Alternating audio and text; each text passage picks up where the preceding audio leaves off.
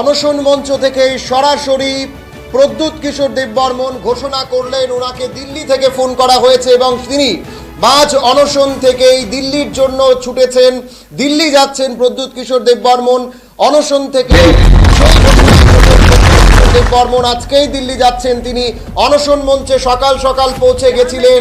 সকালে বাড়িতে পুজো দিয়ে তিনি বেরিয়ে যান অনশন মঞ্চের দিকে এবং সেখানে গিয়ে তিনি যখন উনার বক্তব্য প্রকাশ করছিলেন, উনি যখন উনার বক্তব্য তুলে ধরার চেষ্টা করছিলেন, ঠিক তখনই উনার কাছে একটি ফোন আসে এবং সেই ফোনে প্রদ্যুৎ কিশোর দেববর্মনের কাছে ফোন আসে যে উনাকে দিল্লি থেকে ফোন করা হয় এবং তিনি সঙ্গে সঙ্গেই দিল্লির উদ্দেশ্যে রওনা হন এবং সেখানেই তিনি ঘোষণা করেন আজকেই তিনি দিল্লিতে যাচ্ছেন, আজকেই দিল্লিতে যাবেন এবং দিল্লিতে উনার সঙ্গে হয়তোবা বৈঠক হতে পারে।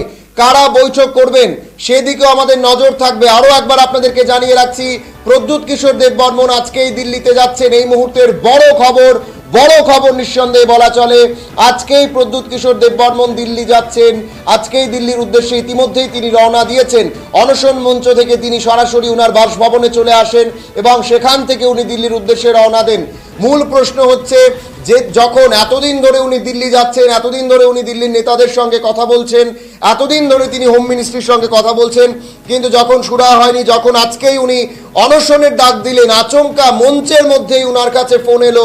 একেবারে উনার বক্তব্যের 4 থেকে 5 মিনিটের মধ্যেই উনার কাছে ফোন আসে দিল্লি থেকে। উনি যেটা বলছিলেন, দিল্লি অফিসিয়ালসরা উনাকে ফোন করে এবং সেখান থেকে উনি সরাসরি চলে যান অনশন মঞ্চ থেকে। উনি ঘোষণা করেন যে উনাকে দিল্লি থেকে ফোন করা হয়েছে, দিল্লি যাওয়ার জন্য বলেছেন এবং উনি অনশন মঞ্চ থেকেই যারা সেখানে উপস্থিত ছিলেন প্রত্যেকের কাছ থেকে উনি অনুমতি নেন যে দিল্লি যাবেন কি যাবেন না এবং অনশন মঞ্চে তিনি প্রত্যেকের কাছ থেকে আশীর্বাদ চান যে উনি দিল্লি যাচ্ছেন যেন কাজটা সফল হয়। আজকেই তিনি দিল্লি যাচ্ছেন। এই নিয়ে বিস্তারিত আমরা কথা বলবো। রাজনৈতিক বিশ্লেষক মৃন্ময় চক্রবর্তী আমাদের সঙ্গে রয়েছে। মৃন্ময়দা, আজকে গোটা দিনের যে পরিস্থিতি দেখলে এবং সকাল থেকেই আমরা নজর রাখছিলাম সে অনশন মঞ্চের দিকে, হাতায় কাতরে যে অনশন মঞ্চ চলছিল, প্রদ্যুৎ কিশোর দেববর্মন সকালে বাড়িতে পুজো দেন এবং তারপর সেখান থেকে সরাসরি তিনি অনশন মঞ্চে চলে আসেন এবং অনশন মঞ্চে আসার পর উনি যখন বক্তব্য শুরু করেন কিছুক্ষণের মধ্যেই উনার কাছে দিল্লি থেকে ফোন আসে এবং তিনি সেটা প্রকাশ্য মঞ্চেই তিনি জানান এবং আজকে কিছুক্ষণের মধ্যেই তিনি দিল্লি পৌঁছে যাবেন। কে ফোন করতে পারে, কি বিষয়ে আলোচনা হলো এবং অনশন মঞ্চ থেকে প্রদ্যুতের এই চলে যাওয়া, কি বলবে এই গোটা বিষয়ে? সম্ভবত উনি যে অনশনটা শুরু করেছিলেন, আমি কাল পরশু দিনে বলেছি যে এটা হচ্ছে ওনার শেষ পদক্ষেপ। তিক্তামথা দলের তাদের দাবি পূরণের জন্য এটা শেষ একটা পদক্ষেপ। এরপরে আর কিছু করার নেই যদি দাবি না মানা। আর এটা হচ্ছে একটা পদক্ষেপ, সেই পদক্ষেপের মধ্যে কিছু তারা হয়তো পেতে পারে। এবার এই সেটা পাবেন, সেটা লিখিত হোক, লিখিতই উনি চাইছেন। সেই লিখিতটা সবার সামনে আন্দোলন করার মধ্য দিয়ে অর্জিত হলো, আবেদন নিবেদন ধর্ণা দেওয়া বা যা কিছু এইসবের মধ্যে হয়নি, একটা আন্দোলন করার মধ্য দিয়ে তারা অর্জন করেছেন। এরকম একটা চিত্র সামনে আসা প্রয়োজন ছিল তাদের রিফ্লেক্ট করার জন্য। 2019-এর আর 2024-এর পার্লামেন্ট ইলেকশনে তাদের যে রিফ্লেক্ট করা সেটার জন্য এরকম একটা দরকার ছিল তাদের এই ধরনের। দ্বিতীয়ত হচ্ছে যে দিল্লিতে গিয়েছেন উনি, লাস্ট যে মিডিয়ার সামনে যেটা বলেছেন সেটা হচ্ছে যে দিল্লি থেকে জিজ্ঞেস করাতে উনি বলেছেন যে কেন্দ্রীয় সরকারের দপ্তর থেকে, কেন্দ্রীয় সরকারের সেন্ট্রাল গভর্নমেন্টের ডিপার্টমেন্ট থেকে ওনাকে বলেছিল। পার্টিকুলার উনি নাম বলেননি কোন ডিপার্টমেন্ট। সাধারণ ক্ষেত্রে এটা হয়ে থাকতে পারে, ধরুন হোম ডিপার্টমেন্ট, স্বরাষ্ট্র দপ্তর থেকে এটা হতে পারে সাধারণভাবে, বা ধরুন তারা যে ওনার ভাষ্য অনুসারে যিনি মধ্যস্থতাকারী আছেন ওনার যে একে মিশ্র, ওনার অফিস থেকে আসতে পারে, কিন্তু উনি নির্দিষ্ট করে বলেননি।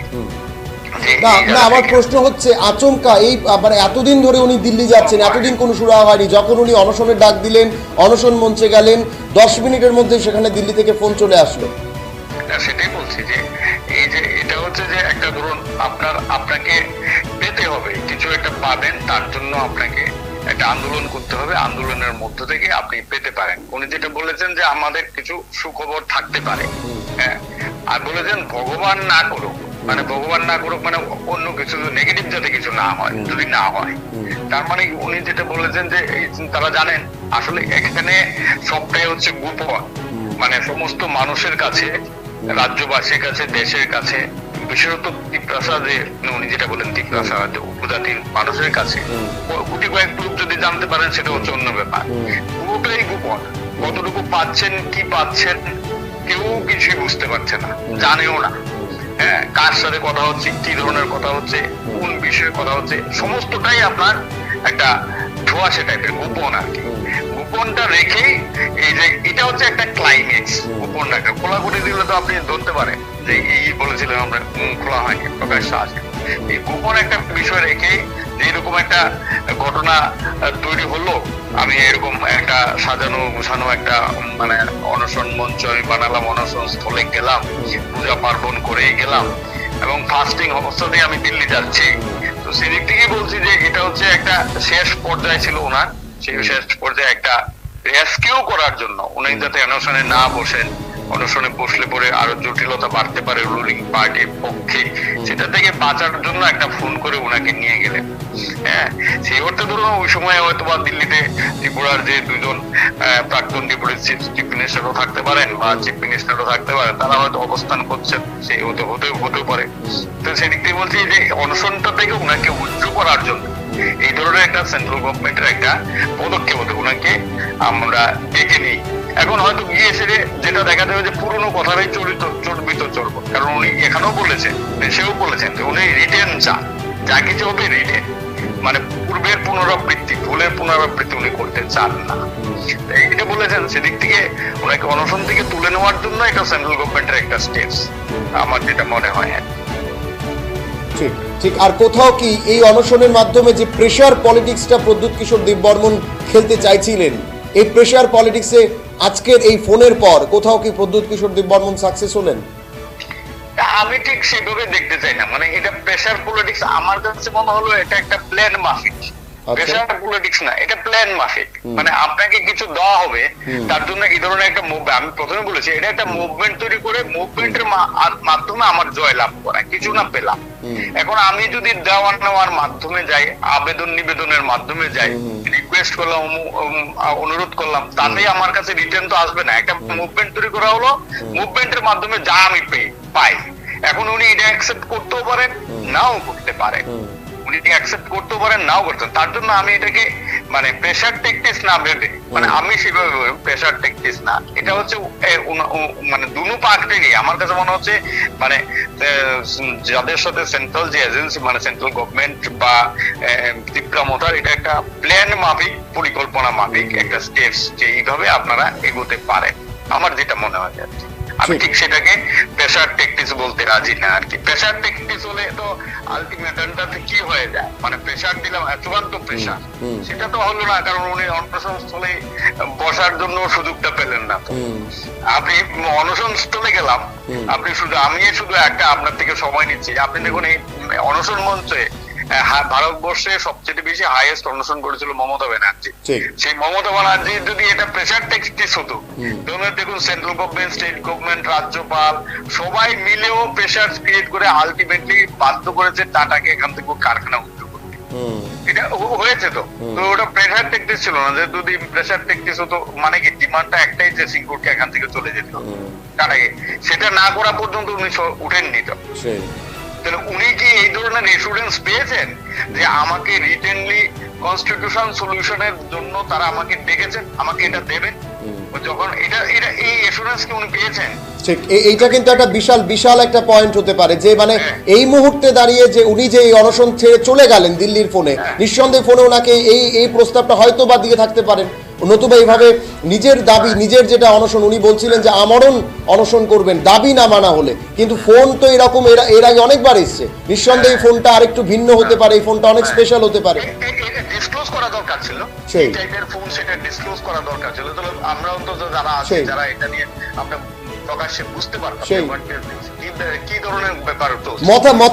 মথা সমর্থকরাও বুঝতে পারতো সেই গোটা বিষয়টা। সবাই বিদ্যুৎ তো দাঁড়াই, কারণ এখন তো এটা মাথার মধ্যে মানে আটকে নেই। এটা আজকে জেনে উনি লাস্ট প্রেস মিটে প্রেসের কাছে যেটা বললেন, তাহলে নন টিপ্রাসা বলেছেন, আপনারা যারা টিপ্রাসা সাংবাদিক না তাদের মাধ্যমে আমরা একটু অ্যাপিল করি যে এই যে ভুল একটা ছড়ানো হচ্ছে যে ও টিপ্রাসাদের এখান থেকে চলে যাওয়া বা তাদের রাইট ছিনিয়ে নেওয়া, কিন্তু আমরা যদি দেখি পূর্বে উনার যে বিভিন্ন ধরনের বক্তব্যগুলি কি বলেছে, বক্তব্যগুলি উনি হিংসা চান না চান, কিন্তু বক্তব্যগুলি কি দেখিয়েছে, বক্তব্যগুলির তাৎপর্য কি, বক্তব্যগুলির গুরুত্ব কি, তাহলে ওইগুলি ওই সময়ের জন্য এটা প্রাসঙ্গিক ছিল।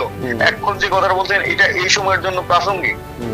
আমি সেটা বলছি যে এইটা একটা ধোঁয়াশা না রেখে স্পষ্ট বলে দেওয়া যে আমাকে এই ফোনের মাধ্যমে বলা হয়েছে যে আমি এতটুকু জাম, বা ধরুন আপনি ডেপুটি মানে লিডার, আমার অ্যাসেম্বলির যে লিডার, অপোজিশন লিডার, উনি যে স্পিচটা রেখেছেন সেই স্পিচেও কিন্তু উনি বলেছেন আমরা কনস্টিটিউশন সলিউশন বলতে আমরা এডিসির বাইরে যে টিপ্রাসারা থাকেন সেই এলাকা উনিও বলেছেন সেটাকে আমরা নিয়ে একটা ব্যবস্থা করতে চাই, তাদের সিকিউরিটি নিরাপত্তা ডেভেলপমেন্টের চাই, এরকম আর কি একটা ব্যাপার আছে। সেদিক থেকে আমি প্ল্যান মাফিকই ভাবি আর কি। ঠিক, অসংখ্য ধন্যবাদ মৃন্ময় দা, অসংখ্য ধন্যবাদ আপনাকে। আমরা কথা বলছিলাম রাজনৈতিক বিশ্লেষক মৃন্ময় চক্রবর্তীর সঙ্গে। গোটা বিষয়টি উনি এক প্রকার যেভাবে বলার চেষ্টা করলেন এবং নিঃসন্দেহে যেভাবে উনি মঞ্চে বসলেন, যেভাবে উনি আমরণ অনশনের ডাক দিলেন, এবং আপনাদের প্রত্যেকের মনে আছে হয়তো যে আজ থেকে দুদিন আগে উনি দিল্লি থেকে এসছেন। উনি অনশনে বসার আগের দিন অর্থাৎ গতকাল উনি দিল্লি থেকে এলেন, দুঃখিত গতকাল নয়, গত পরশু দিন উনি দিল্লি থেকে এলে উনি এসেই উনি কিন্তু ডিক্লেয়ার করেছিলেন যে আমরণ অনশনে উনি বসছেনই। যদি আমরণ অনশনে বসতে হয়েছিল দিল্লি থেকে আসার পর, তাহলে আজকের ফোনটা কি এমন স্পেশাল, আজকের মঞ্চের ফোনটা কি এমন স্পেশাল ফোন ছিল, কে এমন ফোন করেছিলেন যার জন্য নিজের যেটা ঘোষণা, নিজের যেটা অনশনের ঘোষণা, নিজের যেটা আমরণ অনশনের ঘোষণা, সে ঘোষণা থেকে উনি সরে গেলেন, যে সে ঘোষণা থেকে উনি আমরণ অনশন থেকে উনি উঠে গিয়ে দিল্লি চলে যাচ্ছেন। এমন কি স্পেশাল? প্রধানমন্ত্রী ফোন করেছিলেন, অমিত শাহ ফোন করেছিলেন, নরেন্দ্র মোদী ফোন করেছিলেন, না রাজনাথ সিং ফোন করেছিলেন, না জেপি নাড্ডা ফোন করেছিলেন, নাকি ইন্টারলোকেটর যিনি আছেন উনি ফোন করেছিলেন? কেন সেটা বলেননি? কেন এটা খোলাসা করেননি? এই ফোনটাতে কে ছিলেন? কে ফোন করলো দিল্লি থেকে? উনি শুধু বলেছেন দিল্লি থেকে ফোন এসছে, কিন্তু ফোনটা কে করলো? প্রধানমন্ত্রী ফোন করেছেন, নরেন্দ্র মোদী ফোন করেছেন, অমিত শাহ ফোন করেছেন, নাকি জেপি নাড্ডা ফোন করেছেন? সেটা কিন্তু বলেননি। কিন্তু কি এমন স্পেশাল ফোন ছিল যে এতদিন ধরে দিল্লিতে যা কথা বললেন, এতদিন ধরে দিল্লিতে যা কথা হলো, আজকের ফোনটার পর উনার মনে হলো যে দিল্লিতে যেতে হবে, উনার অনশন সাকসেস, উনার অনশন কোথাও সাকসেস হয়ে গেল, বা অনশন মঞ্চ থেকে উঠে উনি চলে গেলেন, বা ফোনে ওনাকে নিঃসন্দেহে এমনই কিছু বলা হয়েছিল যে আসুন আপনাকে রিটার্ন দেওয়া হবে, যেটা আপনি চাইছেন আপনাকে রিটার্ন দেওয়া হবে, এমনকি বলা হয়েছিল। খোলসা করেননি প্রদ্যুৎ কিশোর দেববর্মন। সব সময়ের মতো, প্রত্যেকটা বক্তব্যের মতো, উনার বক্তব্যগুলো যেরকম ধোঁয়াশায় থাকে, উনার বক্তব্যগুলো যেরকম এক প্রকার একটা পর্দার আড়ালে থাকে, উনি আজকেও অনশন মঞ্চ ছাড়ার সময় ঠিক একইভাবে নিজের বক্তব্য প্রকাশ করলেন। আমি শোনাবো কি বলেছেন উনি আজকে অনশন মঞ্চে যখন ফোনটা এলো। এই যে একটা প্রশ্ন চিহ্নের মধ্যে ফোন, কে ফোন করলো প্রদ্যুৎকে, এই প্রশ্নটা উঠবে। কে ফোন করলো প্রদ্যুৎকে? অনশন মঞ্চে কার ফোন এলো? কার ফোনে অনশন থেকে উঠে দিল্লি গেলেন সোজা? প্রশ্ন উঠবে। এই প্রশ্ন নিয়ে আলোচনা আজকেও থাকবে, আমরা সারা দিন আলোচনা করব কে ফোন করতে পারে। কিন্তু শুনুন কি বলেছেন অনশন মঞ্চে প্রদ্যুৎ কিশোরের বক্তব্য।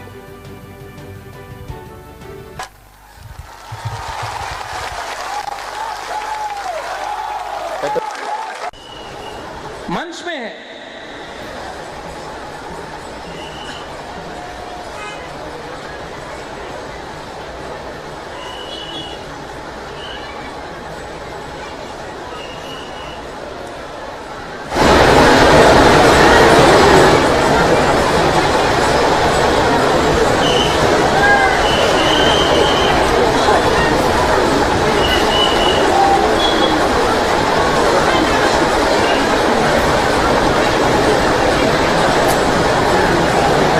दिल्ली जाना पड़ेगा, फोन आया।